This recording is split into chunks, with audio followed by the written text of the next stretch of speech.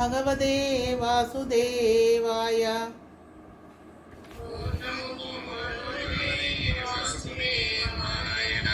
ഹരി ഓം തസ്സത്. ഹരേ കൃഷ്ണ. ഓം അജ്ഞാനതിമിരാന്തസ്യ ജ്ഞാനാഞ്ജനാശലാകയാ ചക്ഷുരുന്മീലിതം യേന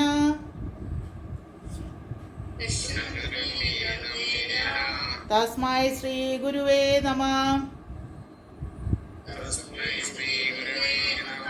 ശ്രീ ചൈതന്യ മനോഭീഷ്ടം സ്ഥാപിതം യേന ഭൂതലേ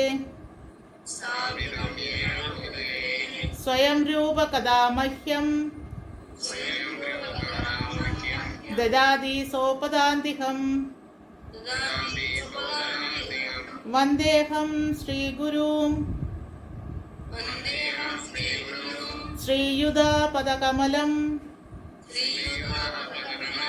ശ്രീഗുരും വൈഷ്ണവാംശ്ച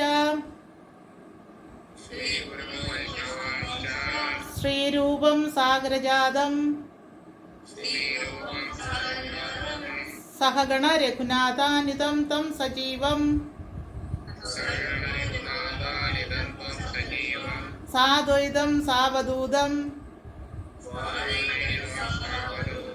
പരിജനസഹിതം കൃഷ്ണ ചൈതന്യദേവം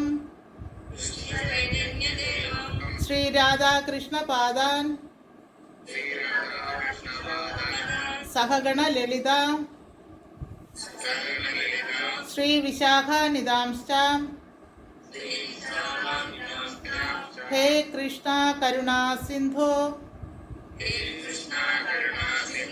ദീനബന്ധോ ജഗത്പദേ ഗോപേശ ഗോപികാകാന്ത രാധാകാന്ത നമോസ്തുതേ. തപ്തകാഞ്ചന ഗൗരാംഗീ രാധേ വൃന്ദാവനേശ്വരി വൃഷഭാനുസുതേ ദേവി പ്രണമാമി ഹരിപ്രിയേ. വാഞ്ചാകൽപതരൂപശ്ച കൃപാ സിന്ധുഭ്യേവ ച പതിതാനാം പാവനേഭ്യോ വൈഷ്ണവേഭ്യോ നമോ നമഃ. ജയ ശ്രീകൃഷ്ണ ചൈതന്യ പ്രഭു നിത്യാനന്ദ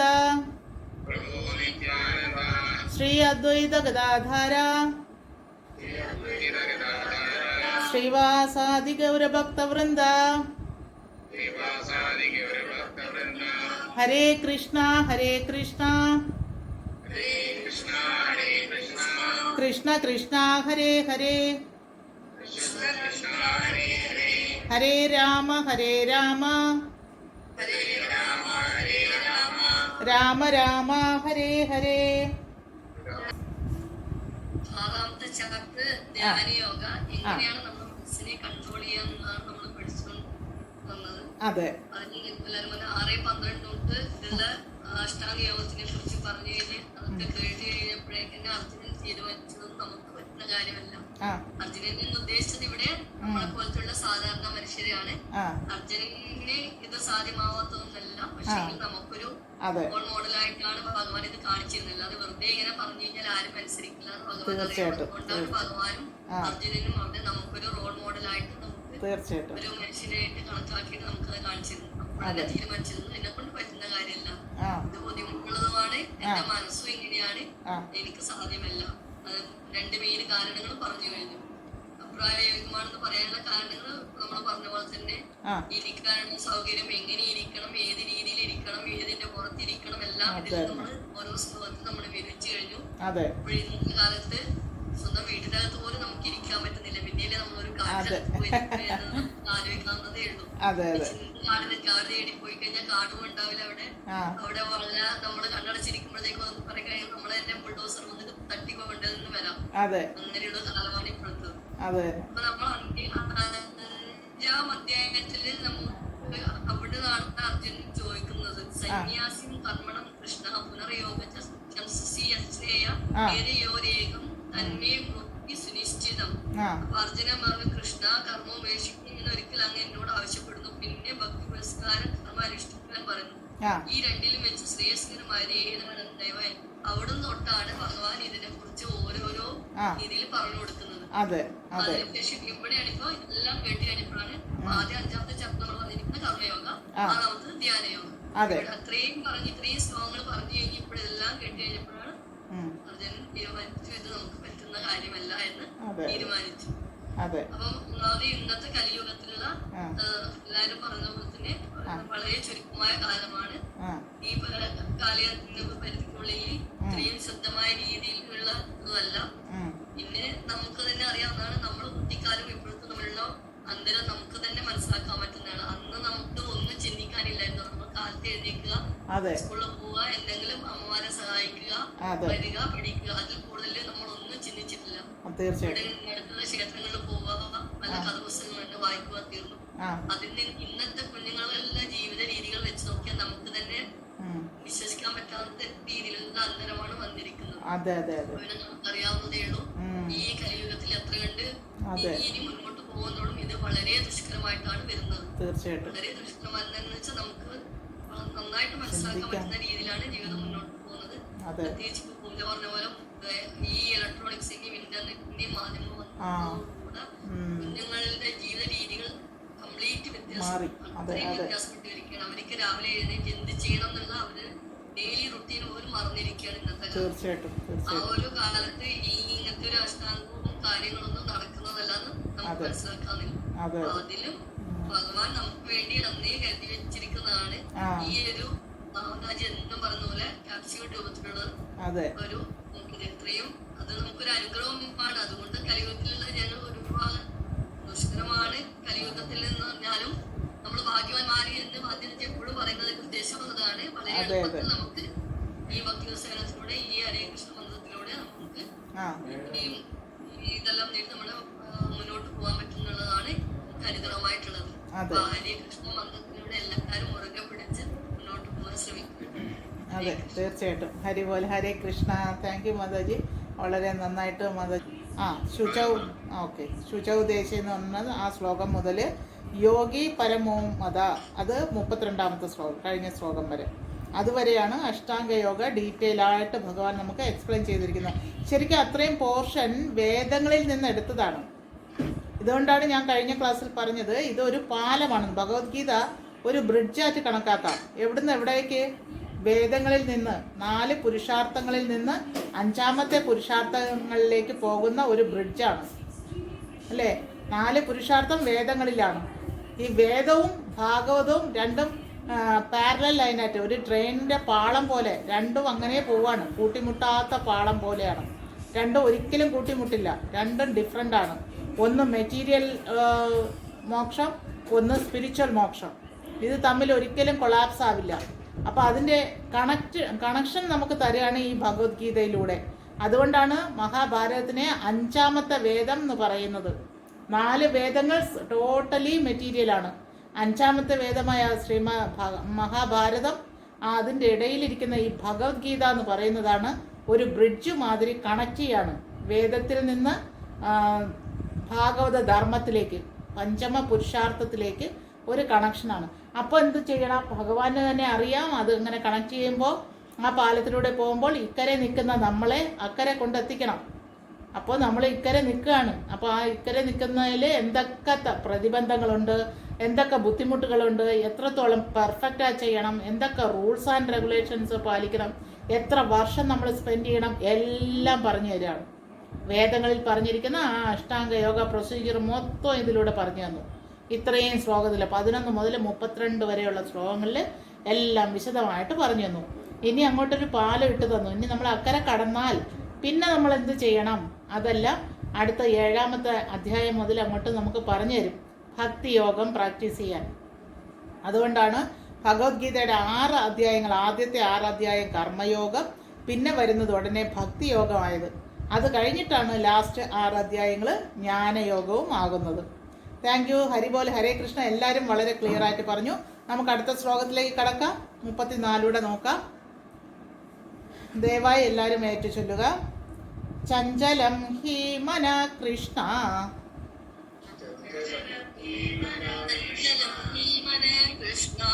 പ്രമാധി ബലവദൃഢം തസ്യാഹം നിഗ്രഹം മന്യേ വായോരിവ ദുഷ്കരം. ഹരേ കൃഷ്ണ. കൃഷ്ണ അല്ലയോ കൃഷ്ണ, മനസ്സ് ഈ തീർച്ചയായും ചഞ്ചലവും പ്രമാധി പ്രക്ഷുബ്ധവും ബലവത്തവും ദൃഢമാവുന്ന തസ്യ അതിന്റെ നിഗ്രഹം നിയന്ത്രണത്തെ വായോ ഇവ വായുവിന്റെ എന്ന പോലെ സുദുഷ്കരം ഏറ്റവും ദുഷ്കരമെന്ന് അഹം മന്യേ ഞാൻ വിചാരിക്കുന്നു.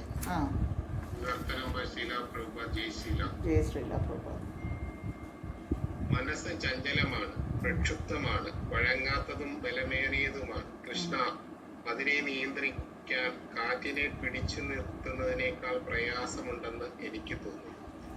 ഭാവാർത്ഥം ബൈ ശീല പ്രഭു. ജയ് ശീല പ്രഭു. മനസ്സ് ബുദ്ധിക്ക് വഴങ്ങണമെന്നാണ് പ്രമാണം. എന്നാൽ ചിലപ്പോൾ ബുദ്ധിയെ മനസ്സിന്റെ ശക്തിയും വാശിയും കീഴടക്കി കളയുന്നു. പ്രായോഗിക ജീവിതത്തിൽ അസഖ്യം ശത്രുക്കളോട് പൊരുതേണ്ടി വരുന്ന മനുഷ്യനെ തീർച്ചയായും മനോനിയന്ത്രണം പ്രയാസമുള്ളതാണ്. ശത്രുമിത്രങ്ങളെ സമദൃഷ്ട്യാ കാണുന്ന ഒരു മാനസികാവസ്ഥ കൃത്രിമമായി സ്വീകരിക്കാൻ കഴിഞ്ഞേക്കുമെങ്കിലും വാസ്തവത്തിൽ ഒരു പ്രാപഞ്ചിക മനുഷ്യനും സാധ്യമല്ല. കൊടുങ്കാറ്റിനെ പിടിച്ചു നിർത്തുന്നതിനേക്കാൾ ദുഷ്കരമാണ് ദുഷ്കരമാണത്. വൈദിക ശാസ്ത്രത്തിൽ കഠോപനിഷത്ത് 1.3.34 പറയുന്നു, ആത്മാനം രഥിനം വിധി ശരീരം രഥമേവതു ബുദ്ധിം തു സാരഥിം വിധി മനഃപ്രഗ്രഹമേവ ച ഇന്ദ്രിയാണി ഹയാ പൂർവിഷയ തേഷു ഗോചരൻ ആത്മേന്ദ്രിയ മനോയുക്തം ഭോക്ത്യാഹുർ മനീഷണഃ.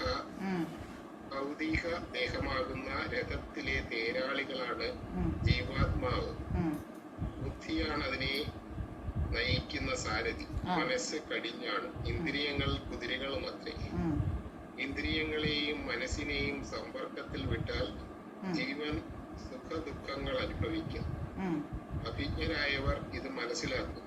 മനസ്സിന് വഴികാട്ടേണ്ടതാണ് ബുദ്ധി. എങ്കിലും തന്റെ വാശിയും ബലം കൊണ്ട് പലപ്പോഴും അത് ബുദ്ധിയെ കീഴടക്കും. അടുത്ത രോഗബാധ ഔഷധങ്ങളുടെ ശക്തിയെ തോൽപ്പിക്കുന്നത് പോലെ അങ്ങനെ വഴക്കമില്ലാത്ത ഒരു മനസ്സിനെ യോഗചര്യ കൊണ്ട് നിയന്ത്രിക്കപ്പെടേണ്ടതാണ്. പക്ഷേ അർജുനനെ പോലെയുള്ള ഒരു പ്രാപഞ്ചികന് അത് സാധ്യമല്ല. ആധുനിക മനുഷ്യരെ കുറിച്ച് പിന്നെ എന്തു പറയാനാണ്? സമുചിതമായൊരു ഉപമയാണ് ഇവിടെ ഉപയോഗിച്ചിട്ടുള്ളത്. ആഞ്ഞടിക്കുന്ന കാറ്റിനെ പിടിച്ചു നിർത്താൻ ആർക്കും കഴിയില്ല. പ്രക്ഷുബ്ധമായ മനസ്സിനെ പിടിച്ചു നിർത്താൻ അതിലധികം പ്രയാസമുണ്ട്. ചൈതന്യ മഹാപ്രഭു നിർദ്ദേശിക്കുന്നത് പോലെ ഹരേ കൃഷ്ണ എന്ന മോക്ഷദായക മഹാമന്ത്രം ഏറ്റവും വിനയത്തോടെ ജപിക്കുക മാത്രമാണ് മനോനിയന്ത്രണത്തിന് ഏറ്റവും കുറഞ്ഞ ഉപായം. സവൈ ഹരേ കൃഷ്ണ പാതാരവിന്ദായ എന്നതാണ് ഇതിന് നിർദ്ദിഷ്ടമായ പദ്ധതി. തന്റെ മനസ്സ് പൂർണ്ണമായും കൃഷ്ണനിൽ അർപ്പിക്കുക. എന്നാൽ മാത്രമേ മനസ്സിനെ അലട്ടുന്ന മറ്റു പ്രവർത്തികളെല്ലാം ഇല്ലാതാവുകയുള്ളൂ. ഹരേ കൃഷ്ണ. ഹരേ കൃഷ്ണ. ഈ ഒരു ശ്ലോകം കഴിഞ്ഞ ശ്ലോകത്തിന്റെ അതെ ക്ലാസ്സിൽ കഴിഞ്ഞിട്ട്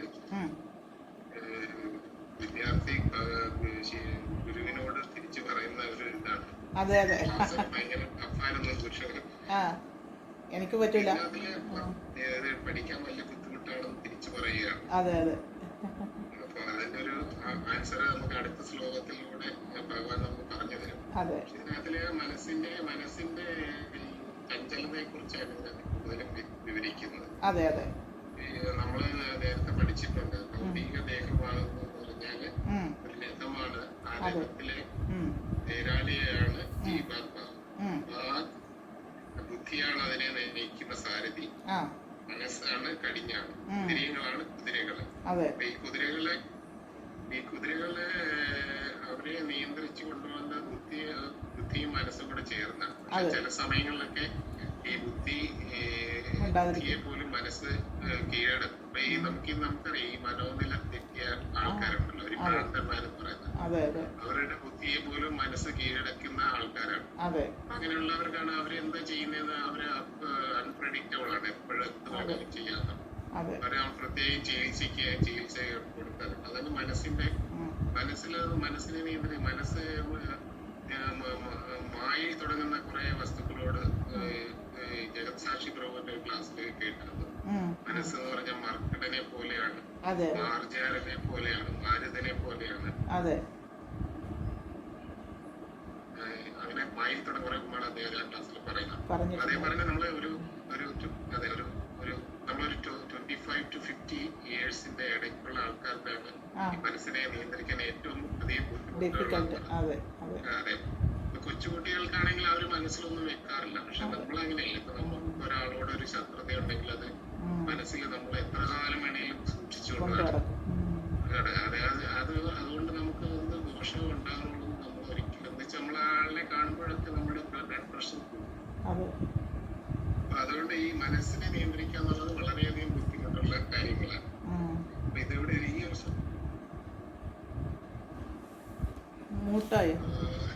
അർജുന ഈ ഒരു ശ്ലോകത്തിൽ ആ ഒരു കാര്യങ്ങൾ തന്നെയാണ് പറയുന്നത്. പക്ഷെ പിന്നെ മനസ്സിനെ നിയന്ത്രിക്കാൻ പറ്റില്ലെങ്കിൽ അതിന്റെ വഴി തിരിച്ചുവിടുക. അതാണ് നമുക്ക് ഒരിക്കലും അടങ്ങിയിരിക്കാത്ത കുരങ്ങന്റെ കൂട്ടത്തെ ഇതാണെന്ന് പറഞ്ഞു. അടങ്ങിയിരിക്കില്ല ഒരിക്കലും. അപ്പൊ അതാണ് മനസ്സവൈ മനകൃഷ്ണ പാതാരവിന്ദയും. ഭഗവാന്റെ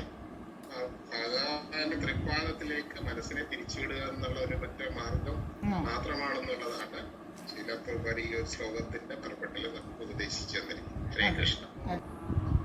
മാതാജി, സ്വപ്ന മാതാജി. ഹരേ കൃഷ്ണ മാതാജി.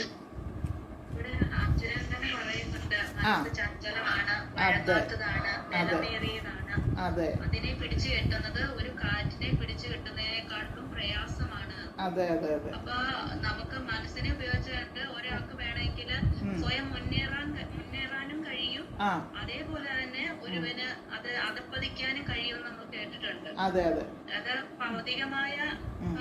ഭൗതിക ദേഹമാവുന്ന ജലത്തിലെ തേരാളിയാണ് ജീവാത്മാവ്. ബുദ്ധിയാണ് അതിനെ നിയന്ത്രിക്കുന്ന സാരഥി. മനസ്സാണ് കടിഞ്ഞാണ്.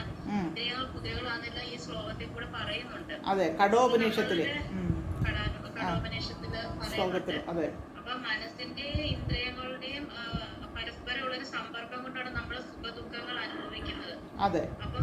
അപ്പൊ ഈ ഇന്ദ്രിയങ്ങളുടെ ഇതിലേക്ക് നമ്മളെ മനസ്സിനെ വഴി കാട്ടുന്ന ബുദ്ധിയെയും കൂടെ അത് പിടിച്ചടക്കുന്നു എന്നാണ് ഇത് പറയുന്നത്. അപ്പോ പിന്നെ നമ്മള് ഈ സുഖദുഃഖങ്ങൾ നമ്മള് നേരത്തെ നമ്മൾ കൃഷ്ണാവബോധത്തിലേക്ക് വരുന്നതിന് മുന്നേ നമുക്ക് സുഖം, അതായത് സന്തോഷം വരുമ്പോ നമ്മൾ സന്തോഷിക്കും, ദുഃഖം വരുമ്പോ നമ്മൾ ദുഃഖിച്ചുകൊണ്ടേയിരിക്കും. അപ്പൊ നമ്മൾ ഈ കൃഷ്ണാവബോധത്തിലേക്ക് വന്നപ്പോ നമ്മള് പഠിച്ചു ഭഗവാന്റെ പാർട്ട് ആൻഡ് പാഴ്സലാണ് നമ്മുടെ ഹൃദയത്തിൽ ഇരിക്കുന്ന സച്ചിദാനന്ദ സ്വരൂപനാണ്. അപ്പൊ നമുക്കൊരിക്കലും ദുഃഖവും സുഖമില്ല, അവിടെ ആനന്ദം മാത്രമേ ഉള്ളൂ എന്ന് നമ്മൾ പഠിച്ചു കഴിഞ്ഞു. അപ്പൊ പിന്നെ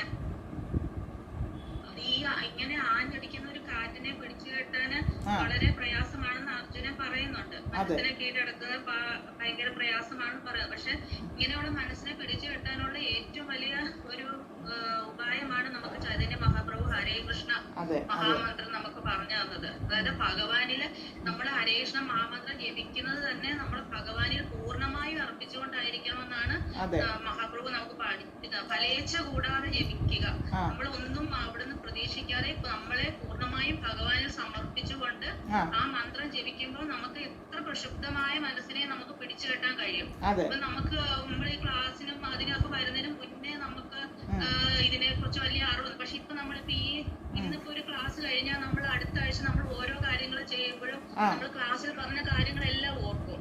നമ്മള് അത് തന്നെ നമുക്കൊരു ഉദാഹരണമാണ്. നമുക്കിപ്പോ മനസ്സിനെ നമുക്ക് വഴി അങ്ങോട്ട് നമ്മൾ തെറ്റിലേക്ക് പോകുമ്പോൾ നമ്മൾ പെട്ടെന്ന് അത് ഓർക്കും. അപ്പൊ അതാണ് കൃഷ്ണാവബോധത്തിന്റെ ഏറ്റവും വലിയ ഗുണം എന്ന് പറയുന്നത്. അതാണ് നമുക്കത്, അതായത് ഈ ഒരു മെഴുകുതിരി നമ്മൾ ഒരു കാറ്റുള്ള സ്ഥലത്ത് കത്തിച്ച് വെച്ചാല് അത് നമ്മൾ കാറ്റിന്റെ ഗതി അനുസരിച്ച് അത് അങ്ങോട്ടും ഇങ്ങോട്ടും മൂവ് ചെയ്തുകൊണ്ടേ ഇരിക്കും. പക്ഷെ നമ്മള് കാറ്റില്ലാത്തടത്ത് കത്തിച്ച് വെക്കുകയാണെങ്കിൽ അത് അങ്ങനെ ആ ഒരു ജ്വാല അങ്ങനെ സ്ട്രെയിറ്റ് ആയിട്ട് നിൽക്കും. അപ്പൊ നമ്മൾ അങ്ങനെയാണ് ചെയ്യേണ്ടത്. അതായത് നമ്മുടെ മനസ്സിനെ ഭൗതിക ആഗ്രഹങ്ങൾ പെട്ട് ചഞ്ചലപ്പെടാതെ മനസ്സിനെ പൂർണ്ണമായും പിടിച്ചു നിർത്തി ആത്മാർത്ഥമായി കൃഷ്ണബോധം ഉൾക്കൊണ്ട് അങ്ങനെയുള്ള ആ കാറ്റത്ത്, അതായത് കാറ്റില്ലാത്തടത്തിരിക്കുന്ന ആ മെഴുകുതിരിയുടെ ജ്വാല പോലെ ആയിരിക്കണം കൃഷ്ണബോധത്തിൽ പ്രവർത്തിക്കുന്ന ഒരാളുടെ മനസ്സെന്ന് പറയുന്നത്. തീർച്ചയായിട്ടും വളരെ ക്ലിയർ ആയിട്ട് മാതാജി വ്യക്തമാക്കി എങ്ങനെയാണ് മനസ്സിനെ നമുക്ക് പിടിച്ചു കെട്ടാൻ പറ്റുക എന്നാണ് അർജുനൻ ചോദിച്ചത്.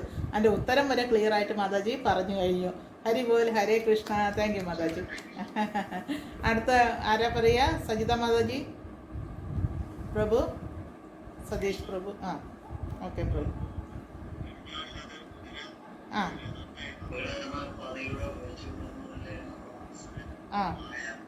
അതെ, സൗണ്ട് കുറവാണ്.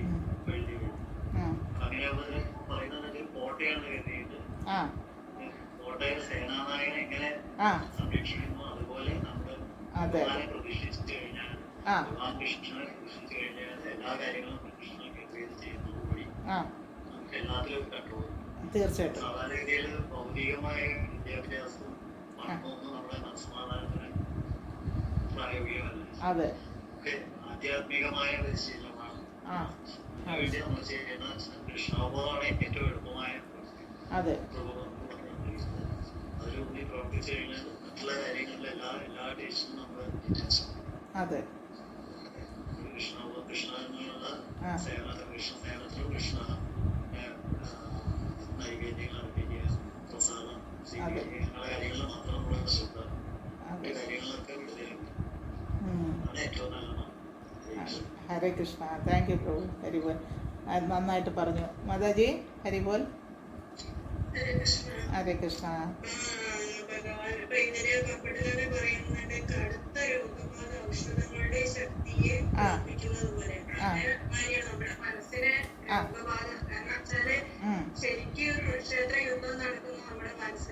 അതെ അതെ, അത്രത്തോളം പ്രക്ഷുബ്ധമാണ്. അപ്പൊ അത്രത്തോളം പ്രക്ഷുബ്ധമായിട്ടുള്ള മനസ്സിനെ നമുക്ക് ഒരിക്കലും കൺട്രോൾ ചെയ്യാൻ പറ്റില്ല.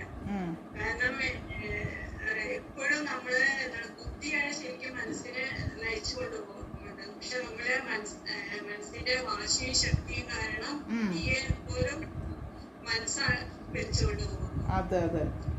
നമുക്ക് അറിയാൻ കഴിയും ഭൗതികമായി നമുക്ക് എത്ര ഒപ്പുലൻസസ് എത്ര ഇതുണ്ടെങ്കിലും നമുക്ക് സാറ്റിസ്ഫാക്ഷൻ ഒരു ഉത്കണ്ഠയുള്ള ഒരു ഇതൊന്നും നമുക്ക് ലഭിക്കില്ല. നമുക്കൊരു ആത്മീയ ആനന്ദം കിട്ടില്ല.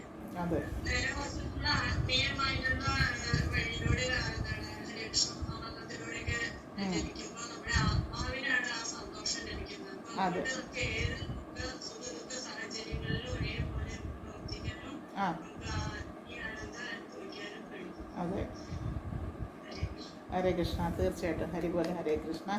മോളു, ഹരേ കൃഷ്ണ.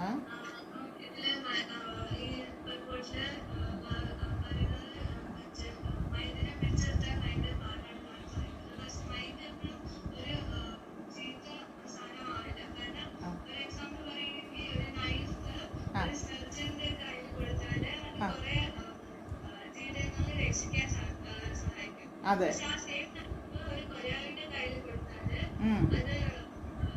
ജീവനില്ലാതെ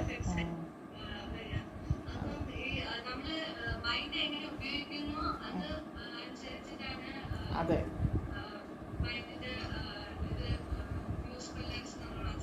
അതെ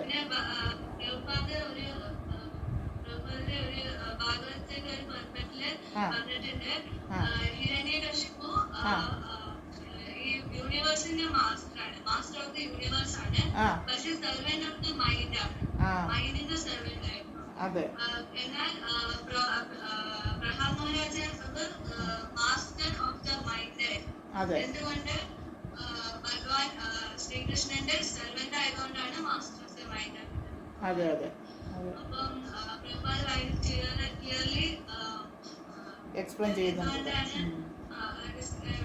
മൈൻഡിന്റെ മാസ്റ്റർ ആവുമ്പോൾ നമുക്ക് ഇങ്ങനെ മൈൻഡിന്റെ സെർവന്റ് ആവുമ്പോഴും മൈൻഡിന്റെ മാസ്റ്റർ ആവുമ്പോഴും ഉള്ള വ്യത്യാസം ക്ലിയറായിട്ട് പറയുന്നുണ്ട്. പിന്നെ ഒരു ഭജനുണ്ട്,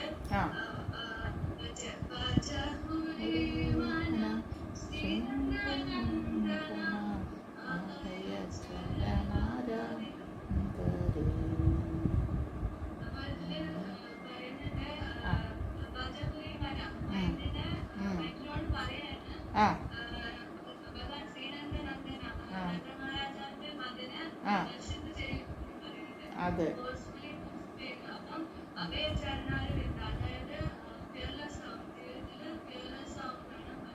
അതെ. ഹരേ കൃഷ്ണ, ഹരി ബോൽ. ആ കീർത്തനം ഫുൾ അറിയാമോളൂ? ഓക്കെ, ഹരേ കൃഷ്ണ.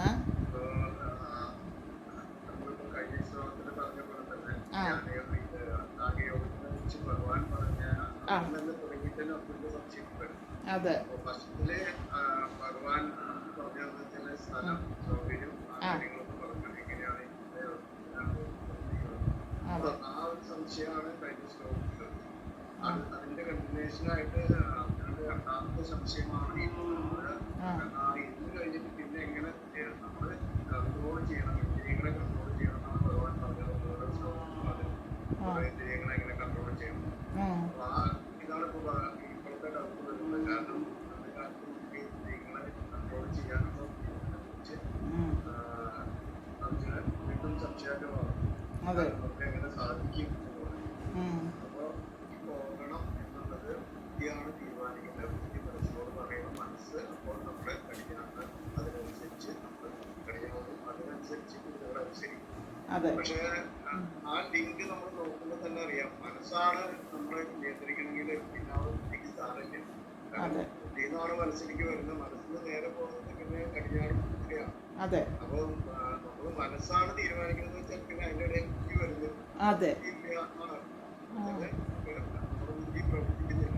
അപ്പോൾ നമ്മൾക്ക് ജ്ഞാനം കിട്ടിയിട്ടില്ല എന്നാണ്. ജ്ഞാനം സിദ്ധിച്ച ആളാണെങ്കിൽ നമ്മള് ജ്ഞാനം ബുദ്ധി ഉപയോഗിക്കും എന്നുള്ളതിനാണ്. ബുദ്ധിയിലൂടെ നമ്മൾ ഉപയോഗിക്കും. ആ ബുദ്ധിയിലൂടെ നമ്മള് മനസ്സിനെ കൺട്രോൾ ചെയ്യും. മനസ്സ് അതനുസരിച്ചുള്ള കൺട്രോളുകൾ കഴിയാനും ആവശ്യപ്പെട്ടാലും നിയന്ത്രിക്കാനും ലൈറ്റ് പിടിക്കണോ അതോ അയച്ചു കൊടുക്കണോ എന്നാണ്. അപ്പൊ അതിനനുസരിച്ച് കുട്ടികൾ നീങ്ങണം. അതാണ് ഭഗവാൻ ഇതിന് ഭാവാർത്ഥത്തിൽ പറയുന്നത്. അങ്ങനെയാണ്. അപ്പൊ അർജുനൻ പറയുന്ന ഉദാഹരണം കാറ്റിനെ പിടിച്ചു നിർത്തുന്ന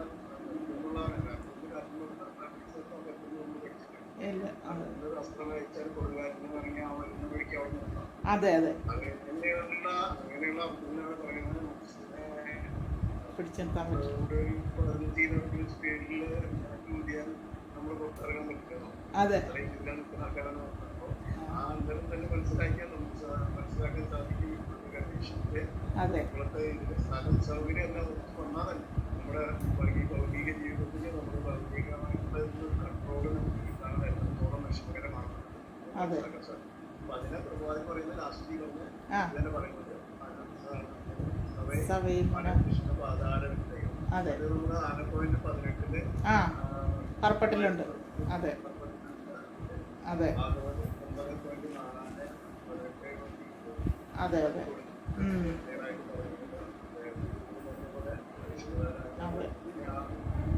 ഓരോ അവയവങ്ങളും ഇതിലാണ് കേന്ദ്രീകരിച്ചത്. കാരണം നമ്മള് അവയവങ്ങൾ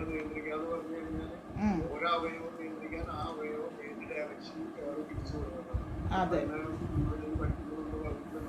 ആ ഭൗതികമായിട്ടുള്ള ഇതെന്ന് നമുക്ക് നമ്മുടെ ഗൃഹസ്ഥനാണ് ജീവിക്കുന്ന ഈ ലോകത്ത് ജീവിക്കുമ്പോൾ നമുക്ക് കുറെ കാര്യങ്ങൾ ഒഴിച്ചുകൂടാൻ പറ്റാത്തത്. അതെ അതെ അപ്പൊ അത് നമ്മള് ഒഴിവാക്കണം എന്നല്ല പറയുന്നത്. ആ ഇത് വെച്ചിട്ട് നമ്മള് അത് മറ്റുള്ള ഭക്തിയുടെ സേവനത്തിന് നമ്മൾ ഉയർച്ചയായിട്ട് പോയിക്കൊണ്ടിരിക്കുമ്പോൾ അതിന് കൂടുതൽ ഉയർന്നുകൊണ്ടിരിക്കും മറ്റു ഓട്ടോമാറ്റിക്കായിട്ട് താഴേക്ക് പോകും. അതെ അല്ലാതെ നിർബന്ധ ബുദ്ധിയോടുകൂടി മറ്റൊന്ന് നിയന്ത്രിച്ച് ഭൗതികമായുള്ള കാര്യങ്ങളെല്ലാം നമ്മൾ താഴേക്ക് അതെ അപ്പൊ അതിന് പകരം നമ്മള് ഭക്തിയുടെ സേവനത്തിന് നമ്മൾ ഉയർത്തിക്കൊണ്ടുപോകുമ്പോൾ ഓട്ടോമാറ്റിക്കായിട്ട് താഴേക്ക് പോകും. അതെ ഭഗവാനോടുള്ള അറ്റാച്ച്മെന്റ് കൂട്ടിക്കൊണ്ട് എത്രത്തോളം കൂട്ടിക്കൊണ്ട് പോകുമ്പോൾ അത്രത്തോളം നമ്മുടെ മെറ്റീരിയലിനോട് അറ്റാച്ച്മെന്റ് അതേ അനുപാതത്തിൽ പോകൊണ്ടിരിക്കുന്നതാണ് നമ്മൾ അതെ അപ്പൊ അതിനാണ് ഇത് പറയുന്നത്. ഇത് പറഞ്ഞ് ഇന്ദ്രിയങ്ങളുടെ നിയന്ത്രണത്തിന് ചെയ്യാൻ പറ്റുന്നതാണ് നമ്മുടെ സംശയം. അതിന് പറയുന്ന ഭഗവാന്റെ പ്രത്യേക എടുത്ത് പറഞ്ഞിട്ടുണ്ട്. നമ്മള് കൃഷ്ണാവോട് തുടർന്ന് ഭക്തിയുടെ സേവനത്തിന്റെ ഉള്ളി സറണ്ടറാവും ഭഗവാന് ഉള്ളി സറണ്ടറായി ഭഗവാൻ സറണ്ടറായി കഴിഞ്ഞാൽ അതിനൊരു വിഷമം ഉണ്ടായിരുന്നില്ല. അതെ തീർച്ചയായിട്ടും. ഹരിബോൽ ഹരിബോൽ ഹരേ കൃഷ്ണ. വളരെ നന്നായിട്ട് പ്രഭു എല്ലാം പോയിന്റ്സും ടച്ച് ചെയ്ത് പറഞ്ഞു. മാതാജി ഹരേ കൃഷ്ണ. മനസ്സ് ബുദ്ധിക്ക് വഴങ്ങണം എന്നാണ് പ്രമാണം. എന്നാൽ ചിലപ്പോൾ ബുദ്ധിയെ മനസ്സിന്റെ ശക്തിയും വാശിയും. അതെ അപ്പൊ എങ്ങനെയാണ് മനസ്സിനെ നമുക്ക് മെരുക്കിയെടുക്കുക എന്നുള്ളതാണ് നമ്മുടെ പ്രശ്നം. എങ്ങനെ ലക്ഷ്യം മനസ്സിനെ ഒരു ലക്ഷ്യത്തിൽ ഒരു ലക്ഷ്യമുണ്ടെങ്കിൽ അതിലെങ്ങനെ ഉറപ്പിക്കാമെന്ന്. ഇതിൽ മനസ്സ് എപ്പോഴും ചഞ്ചലമാണ്. കുരങ്ങനെ കുരങ്ങന്റെ കഥ പറയാം. കുരങ്ങൻ ഉപവാസം എടുക്കാൻ തീരുമാനിച്ചു. ഒരു ഏകാദശിക്ക് ഉപവാസം എടുക്കാൻ തീരുമാനിച്ചു. ഉപവാസത്തിനെ തുടങ്ങും മുന്നേ അതിനുള്ള അപ്പൊ കുരങ്ങനെ ഒരു സംശയം. ഉപവാസം കഴിഞ്ഞു കഴിഞ്ഞാൽ ഭക്ഷണം കഴിക്കണം. പക്ഷെ ഉപവാസം കഴിഞ്ഞ് ക്ഷീണിച്ചു കഴിഞ്ഞാൽ ഭക്ഷണമായിരിക്കണം. ആ പഴമുള്ള മരത്തിന്റെ അവിടെ കണ്ടുപിടിക്കാൻ സാധിച്ചില്ല. അപ്പൊ വരെ പോവാൻ സാധിച്ചു. അപ്പൊ ആദ്യം അത് കണ്ടുവയ്ക്കും. അപ്പൊ കുരങ്ങ് അങ്ങനെ നടന്നു പഴമുള്ള മരം കണ്ടുവച്ചു. അപ്പൊ വിചാരിച്ചു ഒരു കാര്യം ചെയ്യാം. ഉപവാസം കഴിഞ്ഞ് ക്ഷീണായിട്ട് ഇനി അവിടെ നിന്ന് ഇത്രയും ദൂരം ഇവിടെ വരാൻ പറ്റിയിരിക്കില്ല. എന്നാ ഈ മരത്തിന്റെ ചോട്ടിൽ തന്നെ ഉപവാസം ഇല്ല. ഉപവാസം ഇല്ല. ശരിയെന്ന് ഉപവാസം ഇരിക്കാനുള്ള അപ്പൊ വീണ്ടും കുരങ്ങനെ സംശയം. ഇനി നാളെ ഈ ക്ഷീണം കാരണം മരത്തിന്റെ മേലെ കയറാൻ പറ്റിയില്ലല്ലോ. ഇനി പഴം പറിക്കാൻ മേലെ കയറാൻ പറ്റില്ല. ഒരു കാര്യം പഴം പറിച്ചു വെക്കാം. അപ്പൊ അത് എടുത്ത് കൊണ്ട് പറിച്ച് താഴെ കൊണ്ടുവന്ന് വെച്ചു. വീണ്ടും അതിരിക്കുമ്പോ തീരെ മനസ്സ് ഭയങ്കര ഈ പഴം നാളെ തീരെ ക്ഷീണമായി പോയാൽ എടുത്ത് കഴിക്കാൻ പറ്റിയില്ല. എന്നാ അത് വായിൽ തന്നെ വെക്കാം. അപ്പൊ വായിൽ വെച്ച് കഴിഞ്ഞപ്പോ അതിന്റെ രുചി ഇങ്ങനെ കുറെ ഇറങ്ങി തുടങ്ങി. കൺട്രോൾ ചെയ്യാൻ പറ്റില്ല. അത് കഴിഞ്ഞ് സുഖമായി അവിടെ കിടന്നു. എന്ത് സംഭവിച്ചു എന്ന് വെച്ചാല് ആ ഉപവാസത്തിന്റെ കാര്യം പറയണം. കുരങ്ങന്റെ ശ്രദ്ധ മുഴുവൻ ഉപവാസത്തിലായിരുന്നു. ഉപവാസം കഴിഞ്ഞു കഴിക്കുന്ന ഭക്ഷണത്തിന്റെ പഴങ്ങളിലായിരുന്നു. കാരണം നമുക്ക് എപ്പോഴും അതാണ് സംഭവിക്കുന്നത്. നമുക്ക് ഭഗവാനിൽ മനസ്സർപ്പിക്കുക. ഭഗവാനിൽ അർപ്പിച്ചു കഴിഞ്ഞാൽ നമുക്ക് ഭൗതികതയിൽ നിന്നും നമുക്ക് വിടുതൽ കുറേശ്ശെ ലഭിച്ചു കഴിഞ്ഞാൽ നമുക്ക് തീർച്ചയായും മനസ്സിലാക്കാം. നമുക്കത് കഴിയാറില്ല. നമ്മൾ മനസ്സ് കേന്ദ്രീകരിച്ചിരിക്കുന്നത് ഭൗതികതയിലാണ്. അതുകൊണ്ടാണ് മനസ്സിനെ നിയന്ത്രിക്കാൻ പറ്റാതെ പോകുന്നത്. ഭഗവാനെ പൂർണ്ണമായി ഭഗവാനിൽ മനസ്സ് പൂർണ്ണമായി അർപ്പിച്ചു കഴിഞ്ഞാൽ തീർച്ചയായും അത് ആ ഒരു പരിശീലനം സിദ്ധിച്ചു കഴിഞ്ഞാൽ. ഹരേ കൃഷ്ണ. ഹരിബോൽ. വളരെ നന്നായി മാതാജി പറഞ്ഞു. താങ്ക് യു മാതാജി. ഹരിബോൽ ഹരേ കൃഷ്ണ. ഷിജ മാതാജി. ഹരേ കൃഷ്ണ. ഹരേ കൃഷ്ണ പറയൂ. അതും തന്നെ നേരത്തെ ശ്ലോകത്തിൽ തന്നെ അർജുനൻ പറഞ്ഞതാണ് ചഞ്ചല മനസ്സ്. അതുകൊണ്ടാണ് അത് എന്താണെന്ന് പറഞ്ഞപ്പോ കാറ്റിന്റെ എന്താണ് പ്രശ്നങ്ങൾ, കാറ്റിന്റെ ബുദ്ധിമുട്ടുകളൊക്കെ പറഞ്ഞു. അത് തടഞ്ഞു നിർത്താൻ പറ്റില്ല. പിന്നില്ലേ നമ്മുടെ മനസ്സ് തടഞ്ഞു നിർത്താൻ പറ്റുക എന്ന് പറഞ്ഞു. അവിടെ ഒരു കൂടി ഉണ്ടെന്ന് വെച്ച് കഴിഞ്ഞാൽ കാറ്റിനേക്കാളും വേഗത്തിലാണ് നമ്മുടെ മനസ്സ് സഞ്ചരിക്കുന്നത്. അത്രയും രീതിയിൽ എന്ന് വെച്ച് കഴിഞ്ഞാൽ ഒരു സെക്കൻഡ് കൊണ്ട് നമ്മൾ ഈ ലോകം മുഴുവൻ കറങ്ങി വരും നമ്മുടെ മനസ്സ്. പ്രത്യേകിച്ച് പറഞ്ഞു കഴിഞ്ഞാൽ നമ്മൾ ഒരു കാര്യം ചെയ്യാൻ തീരുമാനിച്ചിരുന്നു കഴിഞ്ഞാലായിരിക്കും ഏറ്റവും കൂടുതൽ നമ്മുടെ മനസ്സ് കറങ്ങി നടക്കുന്നത്. അപ്പൊ അവിടെ അതും കൂടെ സൂചിപ്പിക്കുന്നുണ്ട്. അതുകൊണ്ടാണ് കാറ്റുമായിട്ട് താരതമ്യപ്പെടുത്താൻ കാരണം അതിനും കൂടെ വേഗത്തിലാണ് മനസ്സ് സഞ്ചരിക്കുന്നത്. അപ്പൊ അതിനുള്ള ഒരു ഉപാധി തന്നെയാണ് ഇത്. നമ്മൾ തന്നെ പറഞ്ഞത് ഭഗവാനെ നിങ്ങള് ഭഗവാനെ സേവിക്കുക, ഭഗവാനിലോട്ട് കോൺസെൻട്രേറ്റ് ചെയ്ത് കഴിഞ്ഞാൽ നേരത്തെ പ്രഭു പറഞ്ഞ പോലെ തന്നെ നമ്മൾ ഓട്ടോമാറ്റിക് ആയിട്ട് ഭൗതികതയിൽ നിന്ന് നമുക്ക് മാറി വരും. അതിനോടുള്ള താല്പര്യം കുറഞ്ഞു വരും. എന്ന് വെച്ചാൽ നമുക്ക് ഒറ്റയടിക്ക് അത് മാറ്റാൻ പറ്റില്ല. പക്ഷെ അതിനോടുള്ള ആസക്തികൾ കുറഞ്ഞു വരും. ഭഗവാനോടുള്ള ആസക്തി കൂടുന്തോറും ഭൗതികതയിലുള്ള ആസക്തികൾ ഓട്ടോമാറ്റിക്കായിട്ട് അത് കുറഞ്ഞു വരും. അത് നമ്മൾ ബൈ ഫോഴ്സ് നമ്മൾ ചെയ്യേണ്ട ആവശ്യമില്ല. നമ്മള് അയ്യോ എനിക്ക് അത് വേണ്ട, ഇത് വേണ്ട എന്ന് പറയുമ്പോൾ നമുക്ക് എന്തിനോടും കൂടുതൽ ഇത് വരും. നമ്മളത് ചെയ്യരുത്, ഇത് നമ്മൾ കുഞ്ഞുങ്ങളോട് നീ അത് ചെയ്യരുത് എന്ന് പറഞ്ഞു കഴിഞ്ഞാൽ ആ കുട്ടികൾ ചെയ്യാനുള്ള ആസക്തി കൂടുതലാണ്. അതുകൊണ്ടാണ് അങ്ങനെ ഞാൻ ചെയ്ത് തീരുള്ളൂ.